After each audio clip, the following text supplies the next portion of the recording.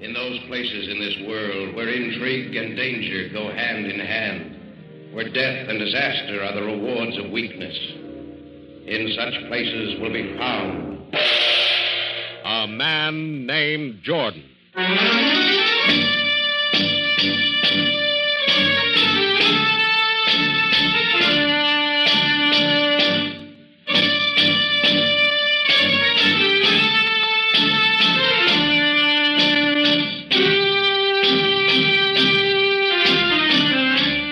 In a narrow street off Istanbul's Grand Bazaar, not far from the mosque Valid Sultan, stands the Cafe Tambourine, run by a man named Jordan.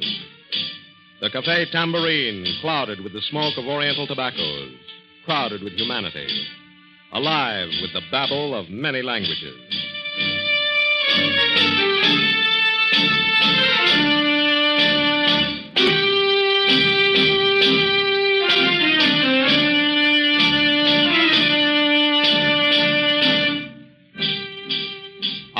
Rocky Jordan's faithful man Friday has just told Rocky, Duke, and Tony of a discovery made by his nephew, who is in the employ of a Spaniard named Chavez.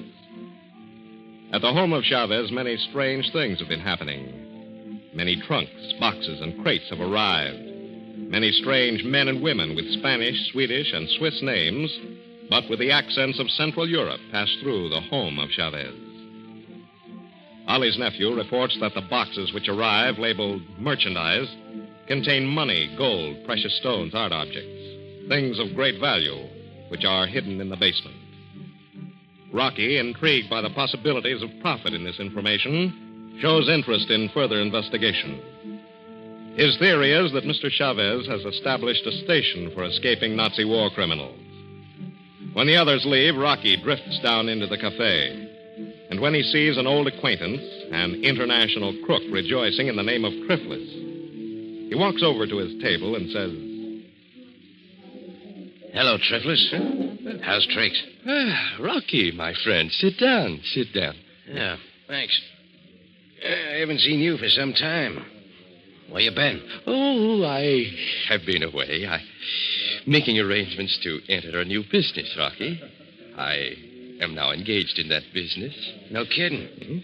Anything legal enough to talk about? Oh, Rocky. I'm afraid not. But a fine occupation. Very remunerative and no risk. Sounds good. Making any money? Rocky, you wouldn't believe it. Such money I have never seen. I think perhaps you would be interested. Sounds very possible. What's the deal? It is not within the law, Rocky. Go on. It is an operation which helps many people, people who are in danger. Sounds better all the time. How about a breakdown on it? I cannot talk here, Rocky. Tomorrow, perhaps, in your office.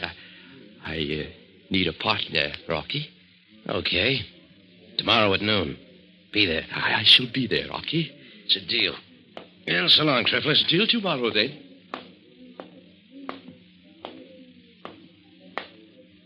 Hey, what's that big smile on your kisser for, Rocky?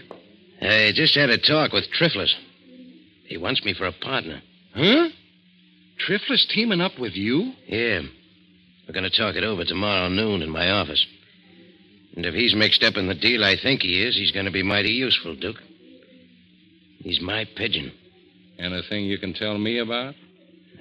Guess I can tell you what I think. Oh, brother, I'm weary. Let's sit down over here and have a beer before we turn in, shall we? Sounds good to me. Oh, Hakim, draw two, will you? Yes, Effendi. Boss, you look tired enough to call it a day. Why don't you turn in? I'm going to in just a few minutes. Just want to relax a little bit before I hit the pad. You know, Duke, I think our little chum Triflis is going to be a great help to us. Yeah. Well, it's about time Triflis was helping somebody. There's one guy that makes me sorry I didn't stay home and practice my piano lessons instead of learning to fight. Triflis is a necessary evil, Duke. If it wasn't for people like him figuring out strange ways of making a dishonest dollar, we wouldn't have much fun. Yeah, maybe you're right, Rocky. Sure, I love guys like Triflis. They think they're so clever that it's like shooting fish to outsmart them. What's the angle, boss? What's Triffler's cooking up now? Well, I tell you, Duke, since Turkey has declared war on Germany, there's a lot of embarrassment in certain circles. Know what I mean? Yeah. This ain't a neutral country no more. And they're going to round up all the crowds, huh? Yeah, and the Japs. Now, the Japs are just plain out of luck because a Jap's a Jap. But the Heinies are in a little better shape if they can get their hands on a phony passport. Ah, that what Trifflis is up to? Sounds like it to me. Yeah, it all adds up, Duke. The dope we've got in this house where Ollie's nephew works, the whole thing. Nobody expected Turkey to declare war. The Germans who can get out of Germany, the rankers in the Nazi party, they've been shipping their money and their valuables into Turkey for months, waiting for the day when they have to change their names and their nationalities to beat the war guilt trials and the confiscation of the piles of dough they've stolen from the little people in Germany. Great little group, Duke. Fine little gang. Yeah. We're going to take a shot at getting them, huh, Rocky? Can you think of any more pleasant work? No. Sounds like a job that could be enjoyed. You know, Duke, these guys we're fighting here in Istanbul, they're the real heels in this war. They're the guys that stood on balconies and shouted their lungs out, selling a lot of dummies on the fact that they were members of a master race. They're the guys that gave the orders to wipe out the population of towns like, Lidice in Czechoslovakia. The guys that robbed the churches and looted the towns in every country the Huns occupied. Yeah, and now they're going to try to get away with it. Yeah. Now, while Hitler chews the carpet and orders the soldiers and the square-headed civilians to die defending their homes and their fields, these big shots are taking a powder. They know they're whipped. They know they're slated for a blank wall and a firing squad. Well, some of them will get away with it, but we'll take care of a few, huh?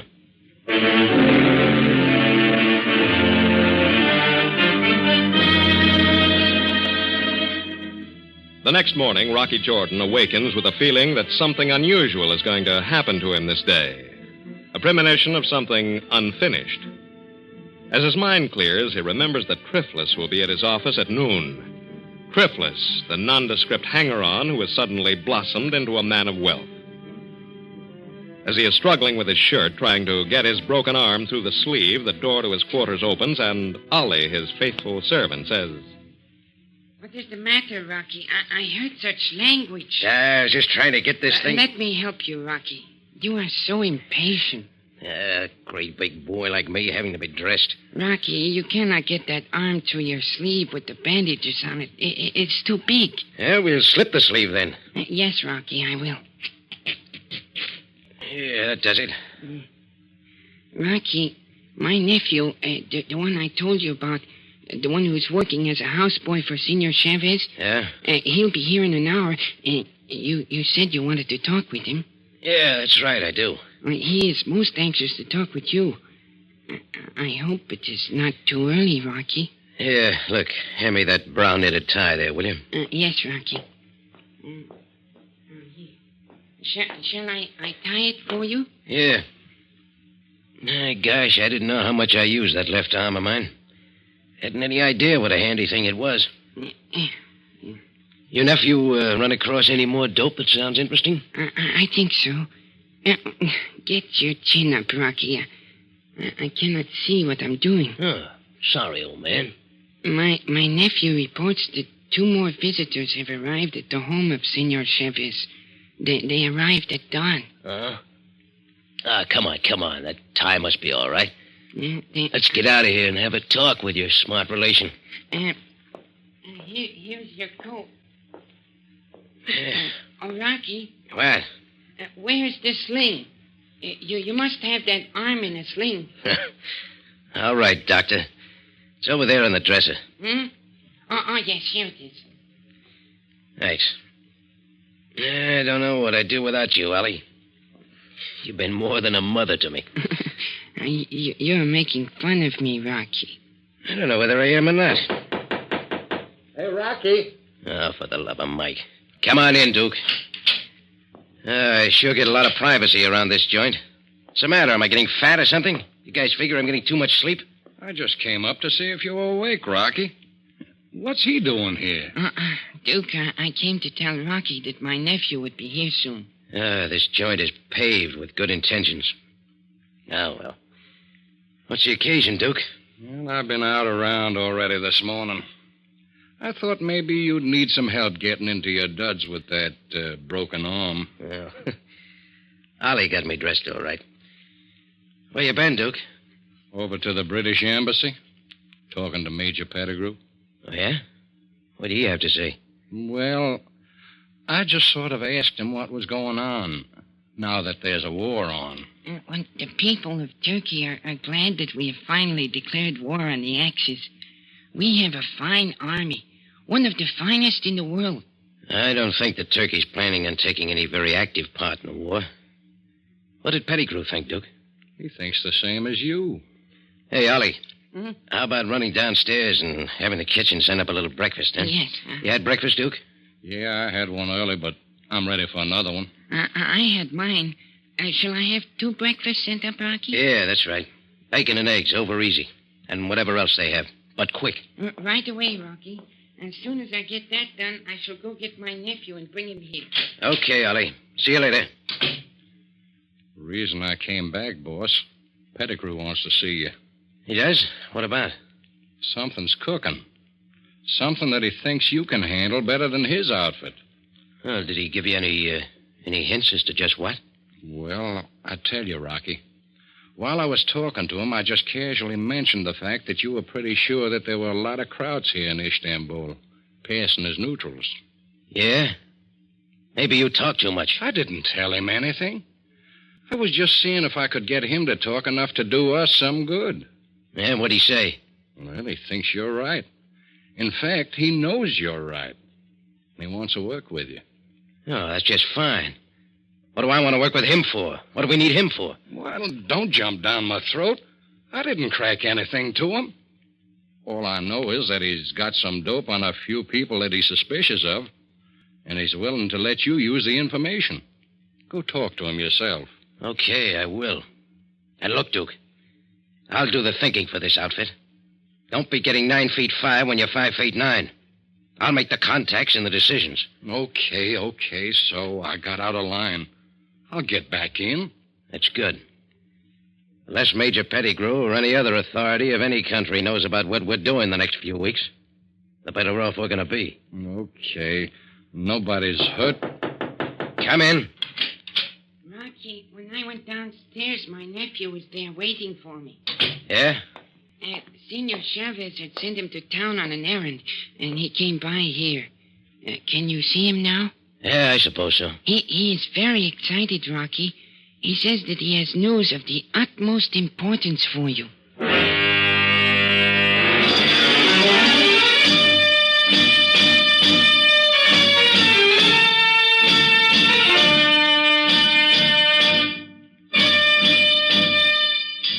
These are exciting days in Istanbul and at the Café Tambourine.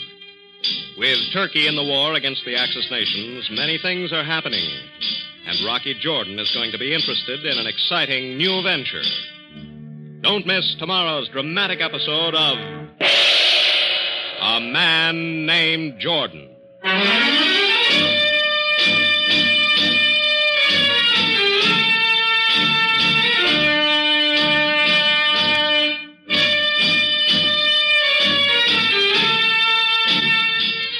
A Man Named Jordan is written and directed by Ray Buffum and is presented every day, Monday through Friday, at this same time. This is CBS, the Columbia Broadcasting System.